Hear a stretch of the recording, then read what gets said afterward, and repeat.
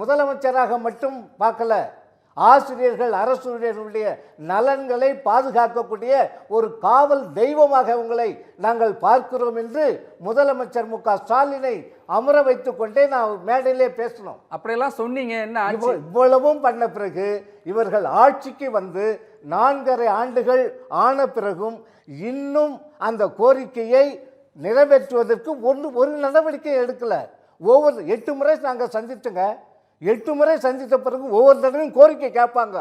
எங்களுக்கு வேதனையாக இருக்கும். ஒரு தடவை கோரிக்கை சொல்லலாம், அதே மாநாட்டிலையும் கோரிக்கை சொல்லணும். ரெண்டாவது ஒவ்வொரு தடவையும் கோரிக்கை சொல்லணும்.